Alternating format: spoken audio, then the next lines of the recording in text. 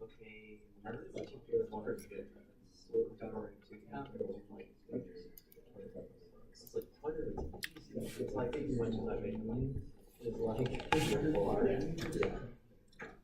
So here's an example of that angular momentum.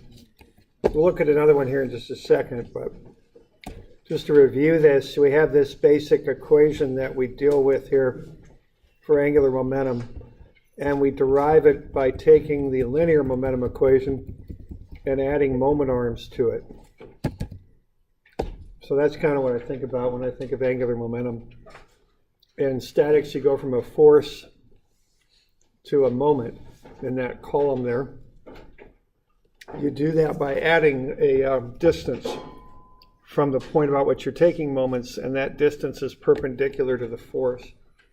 So ma would be F times d.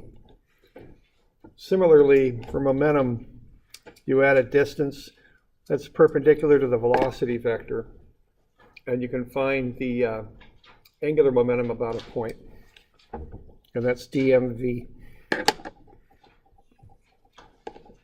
So when we add all of these moment arms here, essentially, which is what they are, to the linear momentum equation, we get dmv1 plus the integral of m dt. Here's what that is. That's an angular impulse, and that'll be d2 mv2. Okay.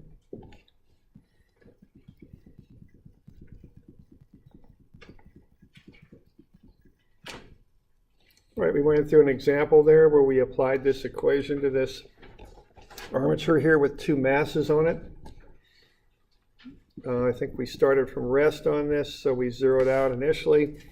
Then that motor was exerting a couple, which is a torque or a moment, whatever you want to call it, of 2t Newton meters. So we just integrated that from 0 to the time and got t squared. And then we just summed up the different aspects here of that armature with the masses. So the moment arm is from the center, 0.7 meters. I'm staying in standard units there. So I don't use centimeters, I use meters. Two masses, so I put a factor of 2. Mass is 8 kilograms. And then the velocity was unknown. So I worked through there and got the velocity. Now that's in meters per second. That's what I get out of the angular momentum equation. So I can just realize that V is r theta dot, divide out the r, and I'll get theta dot. And if I wanted to, I could convert that into RPM. Okay. So we doing all right with that? You got any questions on that? Okay. Well, let's look at a little bit more complicated example here.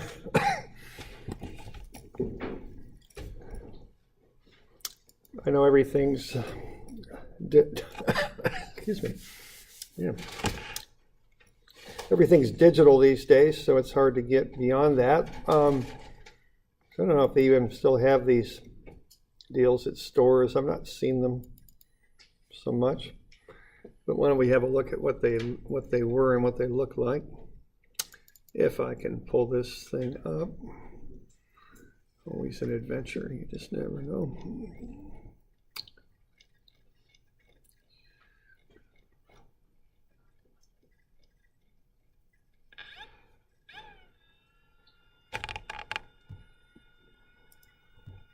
I don't think that's the one I want. Or is it? Maybe that is. No, that was if I remember right, that was the one that you had with Yeah, I know. Christian. There we go. Here's the one I want. Thanks. Yeah. Yep. Okay, we'll just grab this one.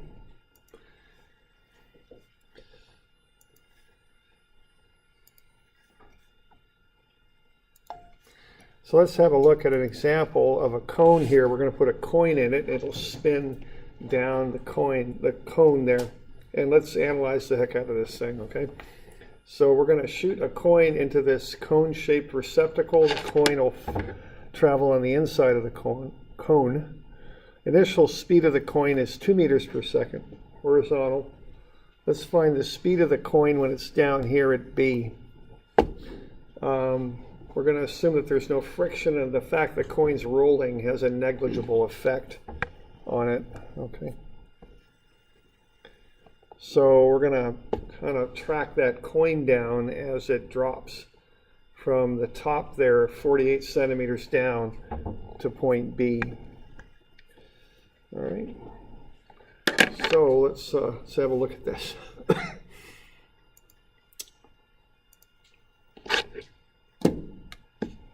Okay, so the motion is down the slope of the coin and also coming out of the page. The coin is doing both things. Now let's put the forces on this thing. What do we got? We got a weight of the coin. I think we do. Anything else going on with this? Yeah, right. And that's normal to the wall of the cone. Something like that.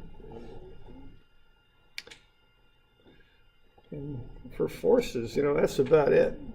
Okay. No friction. Nothing else going on. Okay. Now, do any of those forces cause a moment about axis OO? OO is right here.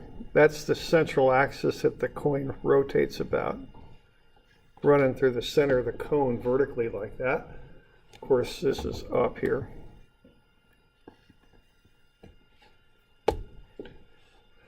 So we getting any moment about that? About that central axis?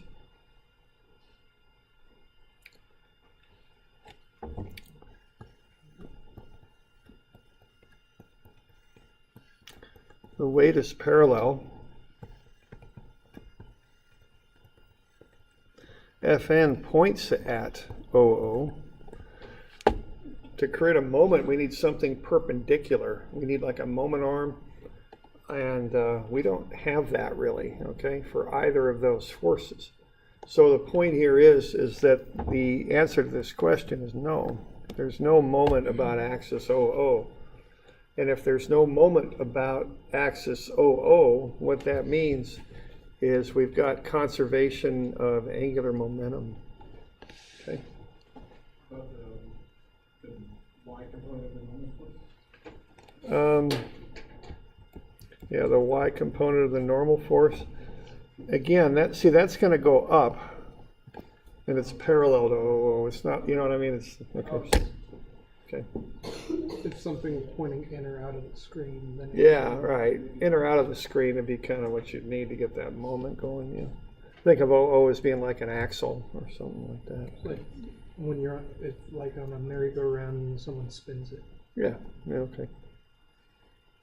All right. All right. Now the other thing is that Fn is perpendicular to all the motion, because the coin is coming down the ramp, and that's going to be perpendicular there. So this velocity here, which I'm calling v drop, there's also a velocity coming out of the page right at us. Well, that normal force is perpendicular to the dropping velocity there as the coin drops down the ramp. And if you think of a vector coming directly out of the page, that Fn, which is right in the page, will be normal to that velocity vector b coming out of the page. So that normal force is perpendicular to all the motion. So what that means is energy is conserved too. Okay. So we got conservation of angular momentum plus conservation of energy. So that gives us a few things we can use to solve this. Okay.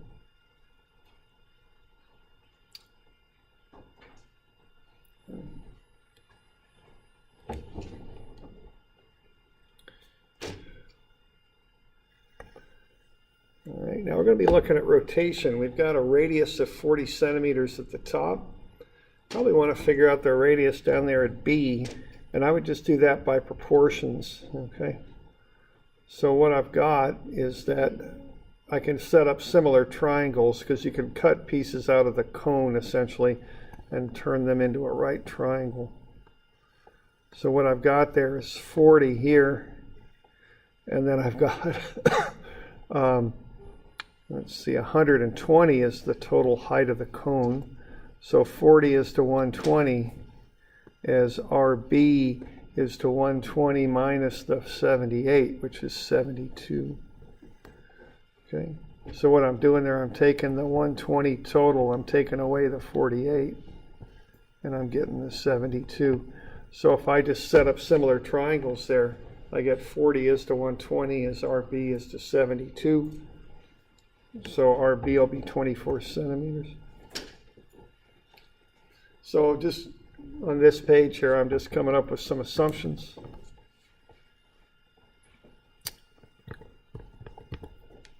And doing a little bit of preliminary kind of stuff there. Okay. All right. So now I can start to analyze it once I got this.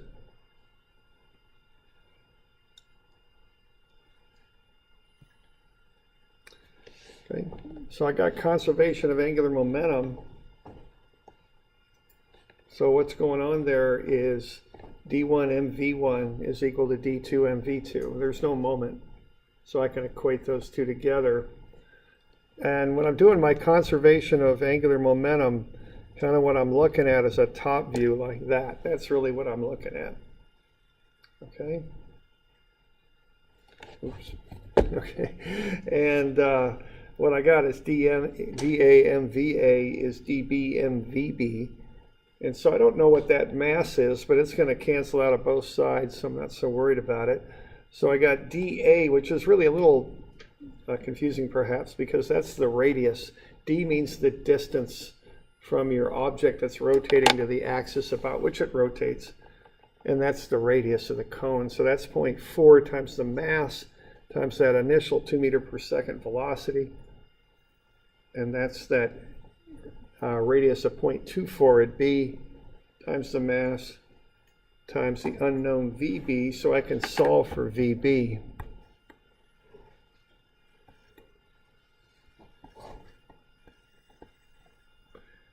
Now I get a number, which is good.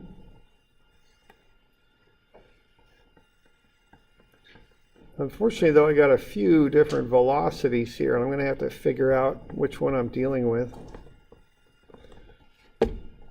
So which one of those three do I have here?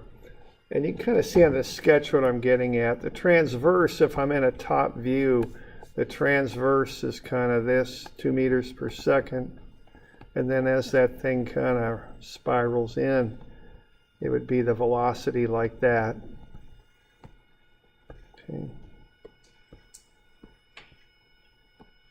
The dropping would be this velocity here.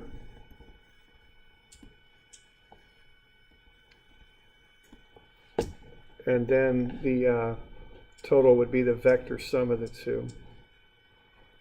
So which one am I dealing with here?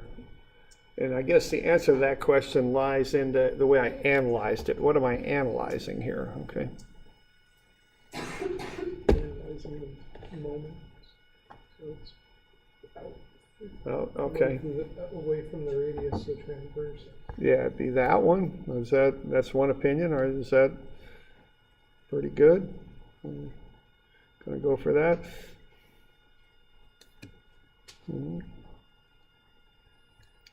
Yeah, I think that's what we're after there, because that's what we're dealing with. We're looking at that changing diameter, so we're looking down on the cone. That's a top view looking down on the cone, and that kind of spiral motion. So we're up here looking down, and that's how we're analyzing that. So that isn't the total velocity, it's the transverse. It doesn't account for the fact that the coin's dropping. It just accounts for the fact that the radius is decreasing as it goes around and around. Okay.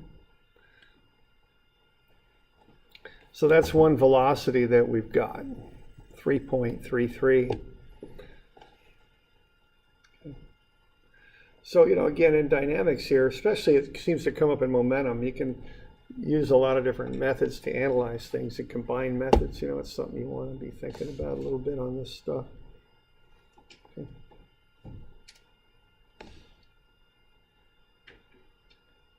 So that's 3.33. Now we've also got conservation of energy here, so we can do that as well. All right. So we can do that. And the good news is a lot of that stuff's going to cancel. There's no spring, so the spring goes away. I've got datum down there at B, so the potential energy due to elevation there will be zero out on the B side. And there's no work done because there's no friction and no force that opposes the motion. The force is all perpendicular to the motion. So I end up with this potential energy plus kinetic is equal to kinetic. So potential energy at A plus kinetic at A is going to all get transferred into kinetic energy at B. Okay. So I can approach it that way.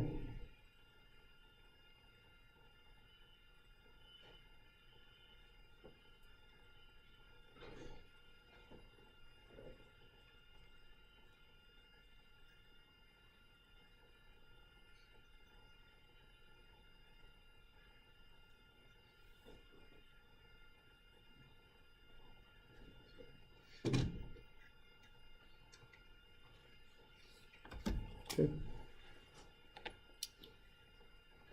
So we'll just go ahead and analyze it that way. Now again, we got that unknown mass, but remember mass times gravity is weight, so that's not too big of a problem. We can get mass into all three of those terms and then cancel it. So this whole business here is independent of mass. So what I've got there is a height of 48 centimeters. Now, you know, watch your units on this stuff, stay in standard units. So that's gravity. So mass times gravity gets you weight times the 0.48 meter height. And then you add the energy due to the motion, the 1/2 mv squared. The v is 2. That's the velocity that the coin shot into the cone with. And then 1/2 mass vb squared. The vb is the unknown. And you can work your way down through that and get to vb. Cancel all the masses because that's independent of mass. Come on down there to VB, and that comes out to be 3.66. Okay. So what we found there with momentum was the transverse velocity is 3.33. With the energy analysis, we've got 3.66. So once again, we've got to figure out what we got here.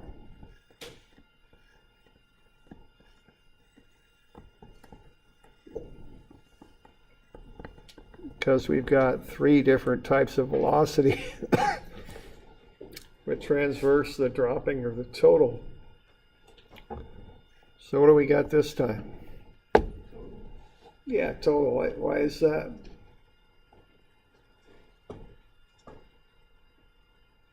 Because it's accounting for all variables. Yeah, we kind of threw everything into that equation, and what work energy is a magnitude. Remember that work energy, you're not focused on direction and that sort of thing. You're just getting a total amount is what you get out of work energy. So that'll be the total. So if you want to know the dropping velocity, you can back into it, okay, using theorem of Pythagoras and back in. Okay.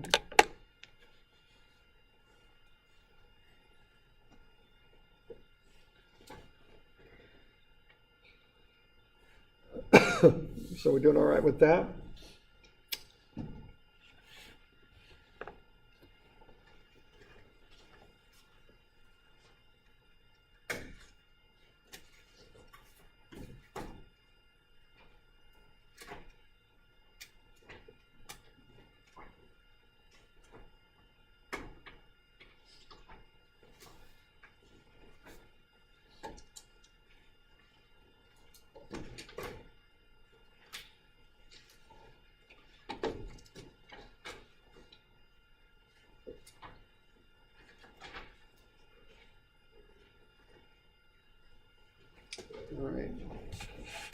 So if we want to know the rest of the deal with this velocity, we can find the rate at which it's dropping down that cone.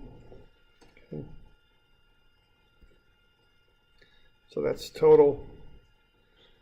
And so we can figure out the rate at which it drops just by doing a vector thing. So v dropping squared plus v transverse squared is the total velocity squared. We know two of them. We can find the third. So the dropping is 1.52. Right. So we just want to be aware of you know, these methods and kind of what they get for you. You know, they're different, and they're different, of course, in what you analyze and what variables you put in and what you get out. But they're also different in what you know, what they're kind of solving for. That the real big difference there is work energy gets you a magnitude. It's independent of direction. But momentum, you have to treat it like a vector, and those are very different things, you know, when you're doing it. So you want to keep that straight. Okay.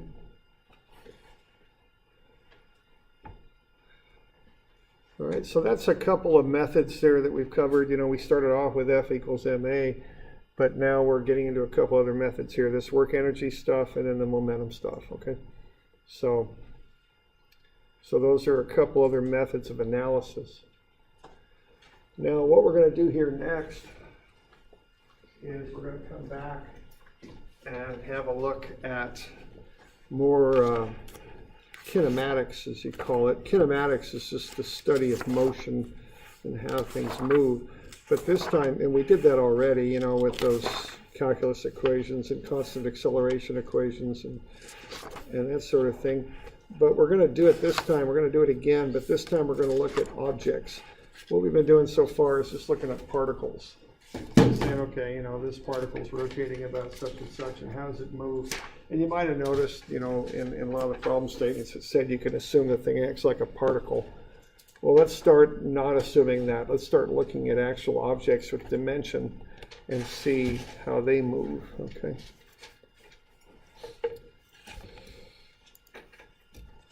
So I'm on page 506 is where I'm at.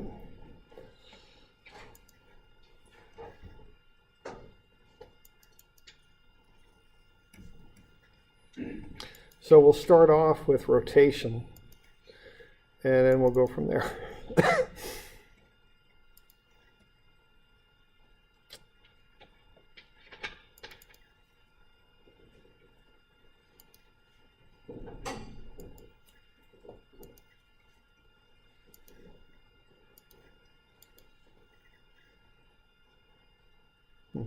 That was a quick one. And maybe.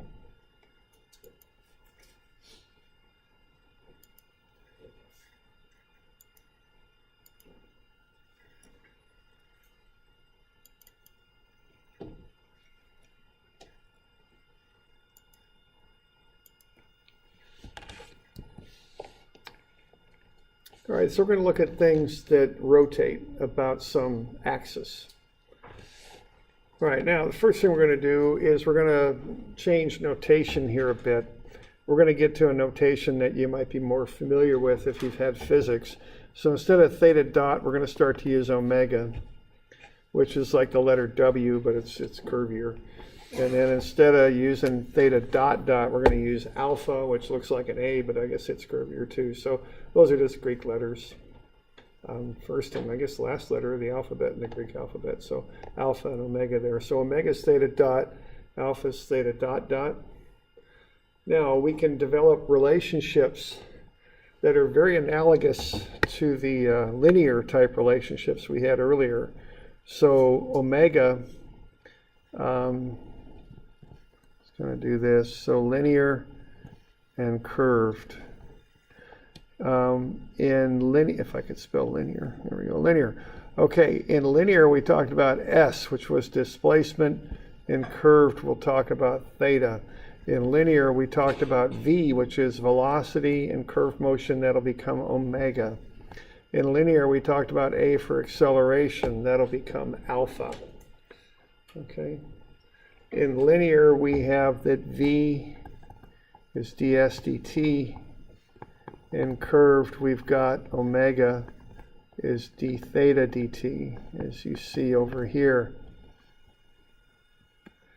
In linear, we've got a is dv dt, and in curved, we've got alpha is d omega dt. Okay, so very analogous relationships there. Even that a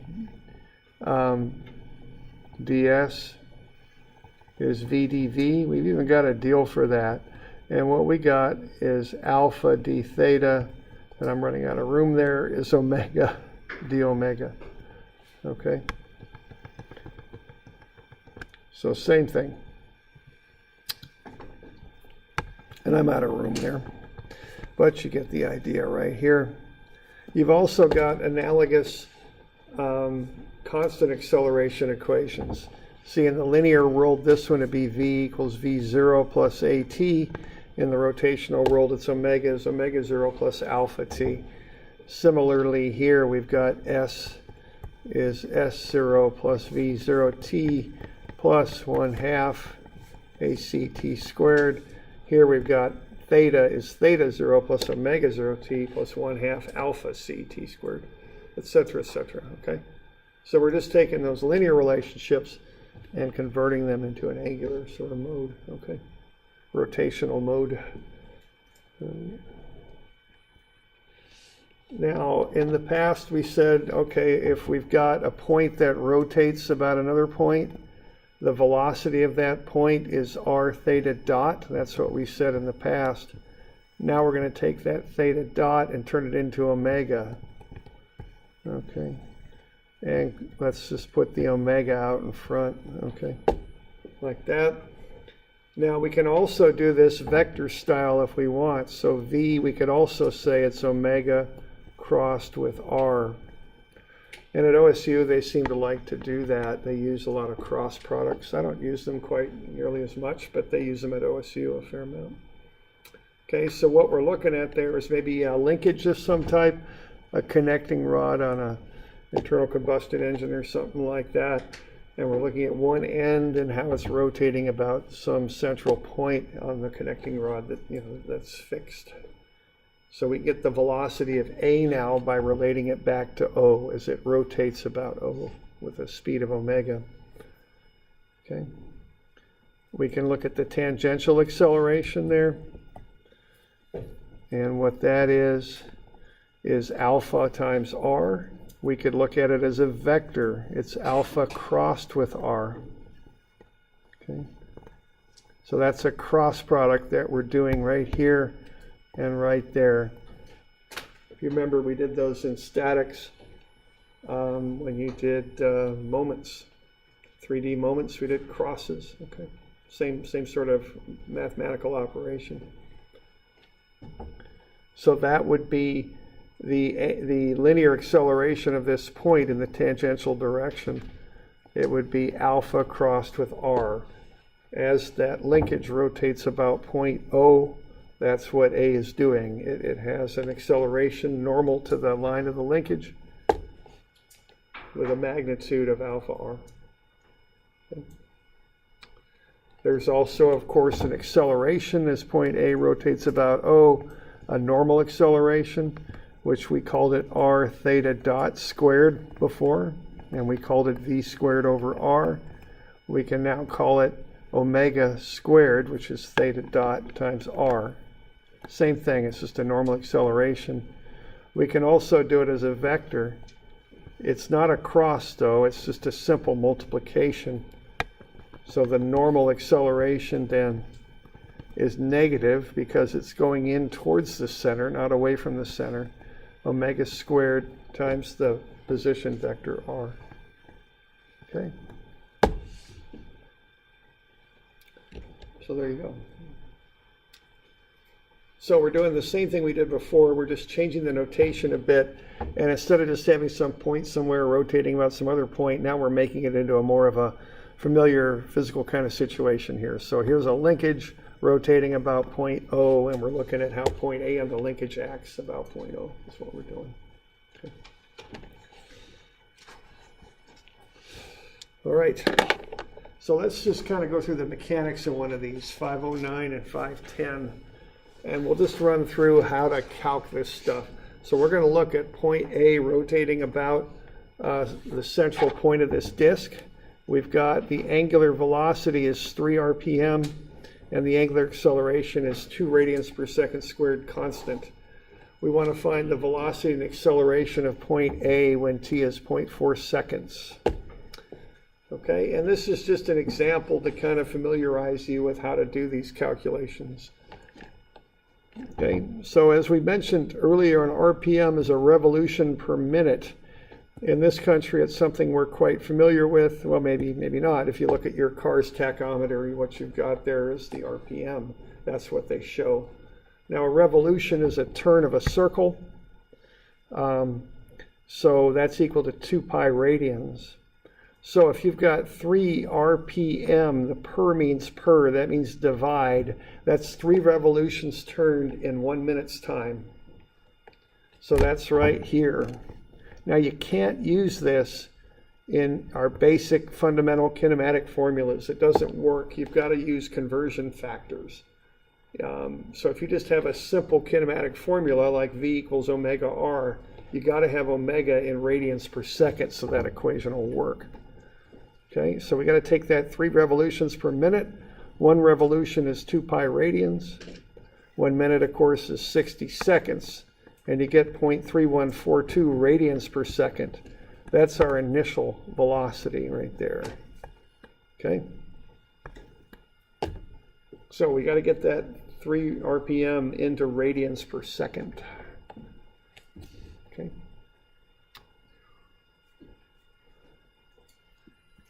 So let's get some basic information about this thing. We've got omega is omega 0 plus alpha t, and theta is theta 0 plus omega 0 t plus 1/2 alpha t squared.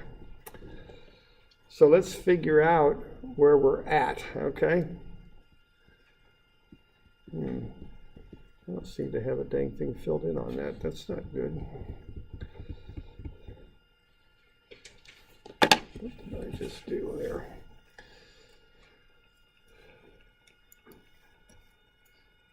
Oh, that's what I just did. All right. Let's try this again.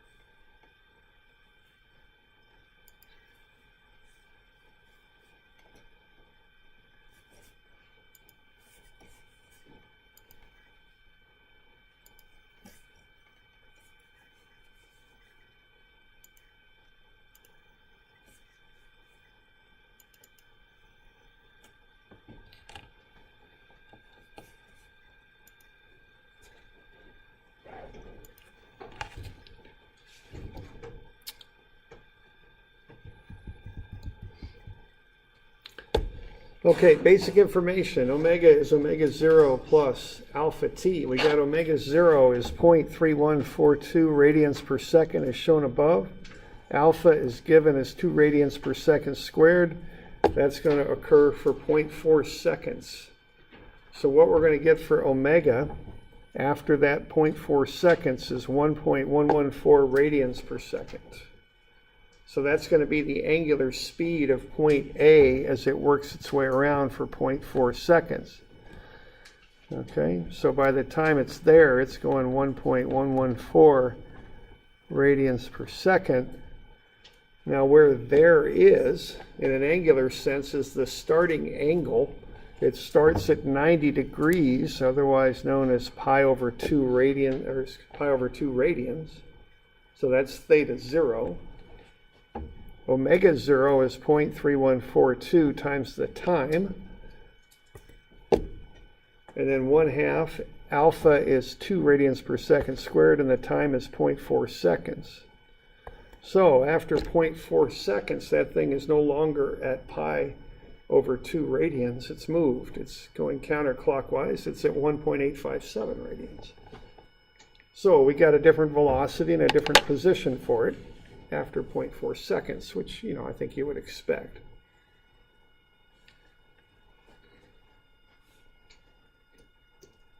Okay.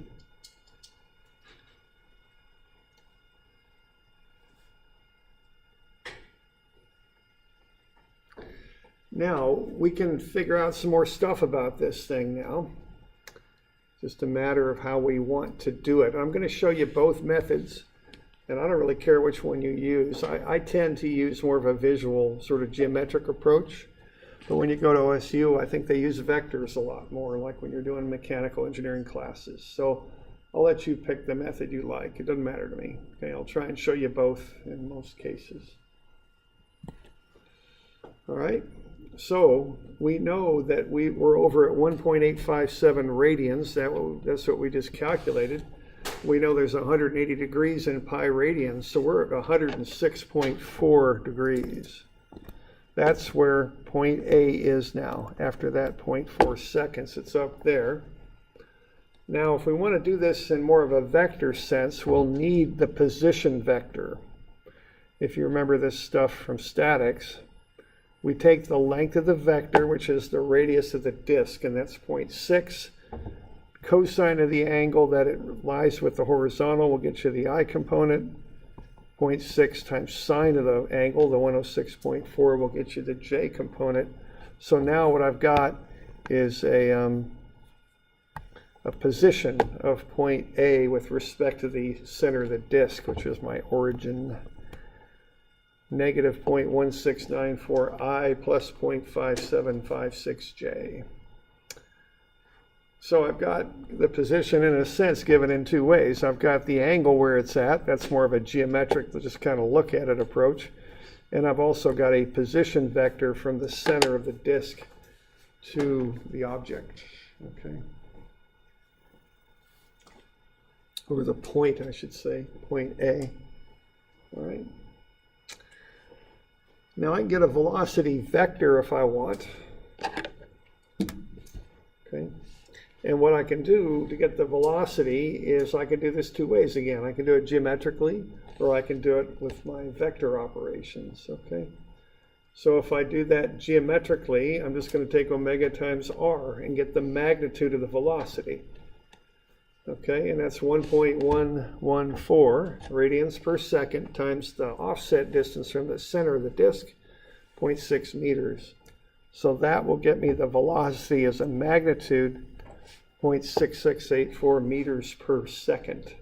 So that's how fast point A is moving at this time. Okay. Now, if I want to make that into a vector, this is the where if I'm doing this geometric method, I'm going to have to do a bit of geometry. And to do my geometry, I'm going to take that 106.4 degree angle and just transfer it up. Those angles are parallel, so I can do that. I'm not violating the laws of physics or anything, or the laws of geometry. I'm just using parallel angles. What's that? Defying the laws of physics. That's right. You cannot defy the laws of physics. So we're not doing that. We're sticking with the rules here. So we're going up.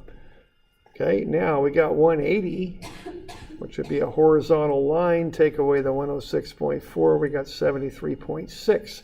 That's that angle right there. Then I can take the extension of my radius and the velocity vector, which is tangent to the circle. They'll make a right angle. Take 90 minus the 73.6 and get 16.4. So what's going on is that velocity is going at 16.4 degrees down left, because that velocity is tangent to the circle. Okay? So if you're going to do this geometric method, you want to have a reasonable understanding of geometry and how to apply it, which, as I think I've mentioned, is not a bad skill to have when you're working. When you start laying stuff out, you'll want to be decent at geometry to make sure things fit where you think they're going to fit. Okay. So what I'm doing there is I'm taking that velocity, the 0.6684, negative, because it's going to the left, times cosine 16.4i, and then negative again because it's going down, 0.6684 sine 16.4j. So I'm breaking that thing down into an ij vector. Negative 0.6412i minus 0.1887j. And that's meters per second.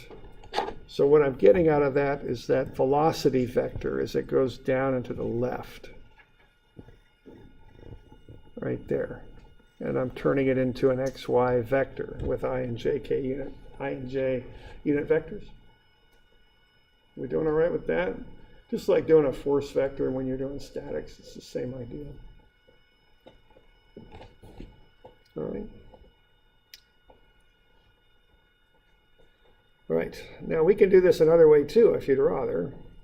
It's up to you, and like I say, I don't really care. You can do it with a cross product too. You can take omega and cross it with r. Now what you're doing there is you're taking a rotational vector, omega, and that's just like a moment vector in statics, okay? The vector itself is normal to the plane in which the rotation occurs. So an omega vector, if omega is rotating in the xy plane, will be in the z direction. So that'll be a k vector defined by the right-hand rule. So if I spin my right fingers counterclockwise, my thumb will point up. So that will be a positive k. All right. And then I will cross that with the position vector that we found above from the center of the circle to A, which is negative 0.1694 and 0.5756. So you've got to do a cross product there.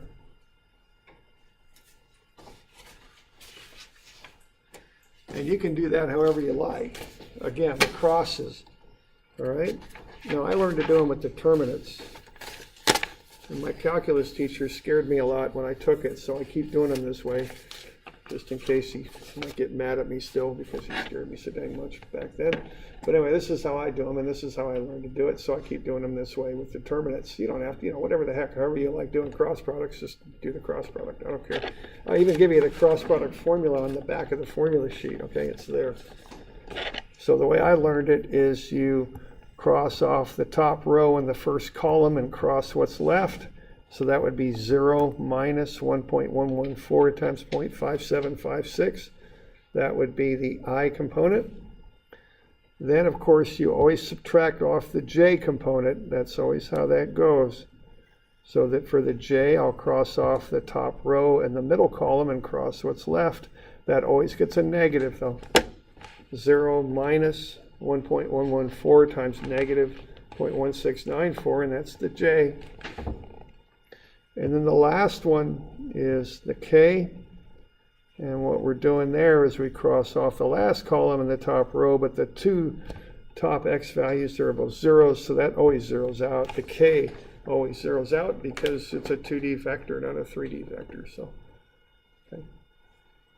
So point here is that we get to the same velocity we got by doing it geometrically. So again, I don't care how you do it, whatever way you like, just do it. If you can't remember how to do a cross product, the formula is on the back of your formula sheet. Remember, you get the formula sheet on a test. Also remember, if your calculator does these crosses for you, you don't get those, you got to use a non-programmable calculator on a test. So somehow figure out how to do a cross if you want to do it. Formula, remember how you did it and learned it, whatever. Again, doesn't matter. We okay with that? We're good? All right. So that was fun, wasn't it? So now we're on the back of page 507. We're on 508. And we'll do the same thing that we just did, except we'll do it for accelerations, which will get just a little bit more complicated because accelerations have two components, don't they, when things rotate. we got a tangential and we got a normal. We got to handle both of those. So again, you can do it in what I call a geometric method, or you can do it with vectors. Doesn't matter. If you're doing it geometrically, what you're going to do is you're going to find the tangential acceleration, alpha times r. Alpha is 2, r is 0.6, so that's 1.2 meters per second squared. But then we're going to add that to the normal component, so we want to vectorize that. And we know that this angle here, from the work we did before, is 16.4 degrees down left. So negative 1.2 times cosine 16.4 gets you the x. Negative 1.2 times sine 16.4 gets you the y. They're both negative because that tangential acceleration vector is going down left. So that'll get you AT minus 1.151I minus 0.339J meters per second squared on that. So that we find the magnitude, and then we use the angle and get the thing worked out there. Okay, down left, so they're both negative components. The normal acceleration then is omega squared, 1.114 squared, times the radius of 0.6, 0.7446. Now that little corner angle in there is 73.6 degrees. It's opposite this one.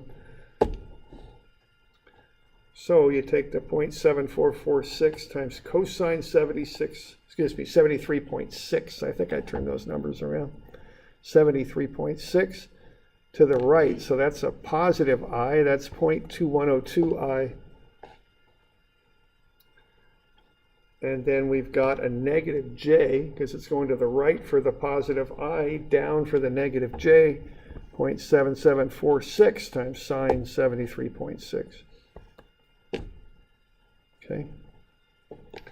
So there's the normal acceleration as a vector.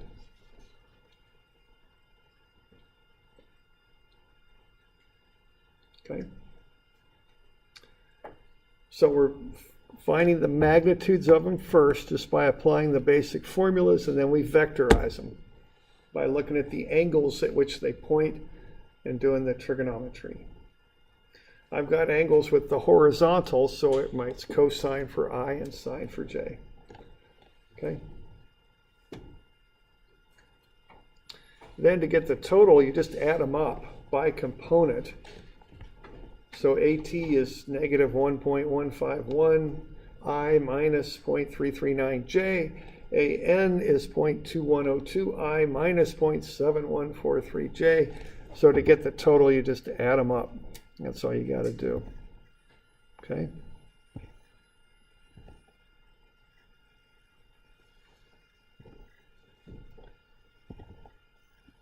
Just add that.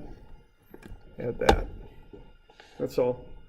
And if you want to know the magnitude, you can take the square root of the sum of the squares. All right.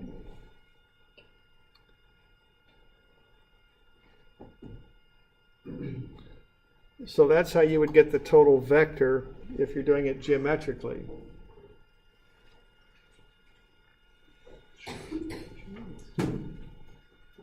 Now I can see the suspense is just getting to you here. We can also do this vector style though, so don't worry.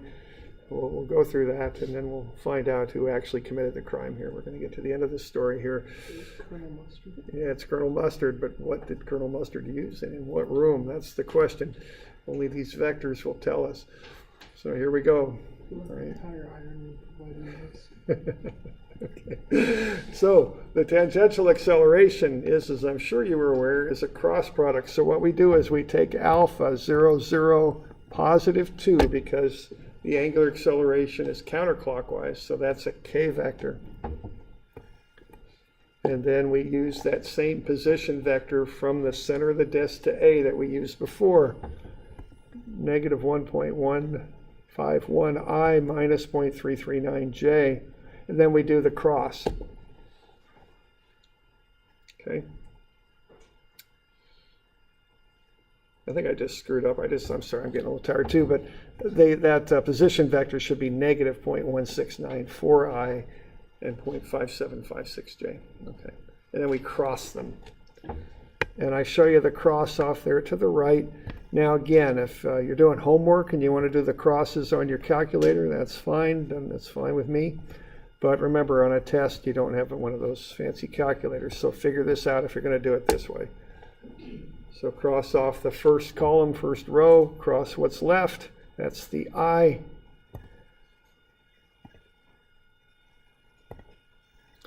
Middle column, top row, cross what's left. That's the J. That gets a negative out in front. And then the last one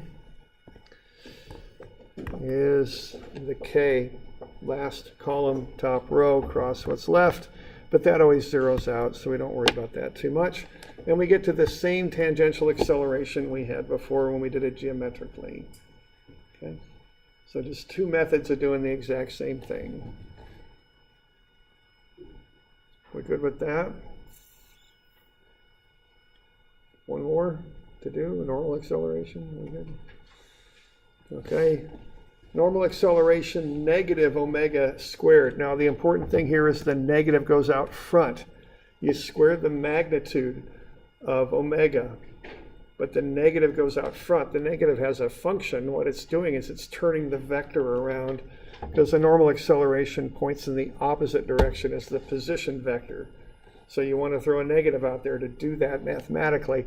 So you're taking the 1.114 squared, put a negative out in front of that, and then multiply that through the position vector from the center of the disk to A. And I go through the gyrations on doing that there, just squaring the 1.114. It's 1.241. Remember, that negative stays out in front, and then it's multiplied through the position vector. Okay? What's the gyrations upon, since we're talking about? I don't know. I'm just came out of my mouth. That's all I got. Okay, so there we go. And so we got the same normal, same tangential, so you add them up the exact same way as before. Okay? And I know that's always kind of a boring thing to run through. It is every year. But anyway, we got through it. And so that's the mechanics of calculating this stuff. Pick your method. Like I say, I favor geometric, but that's just me. At OSU, they seem to like vectors. Why don't I give you a couple of these to do for Friday? How about 263, 264? Those are a couple angular momentum problems. And then we'll get you one of these. I think it's 271 is the one I wanted.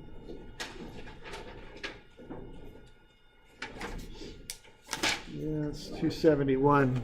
Okay, so these will be due Friday, and we'll go over these or Wednesday. That's the 11th. I think it is. I'm not sure. Yeah, it is. Thanks. All right, so there we go.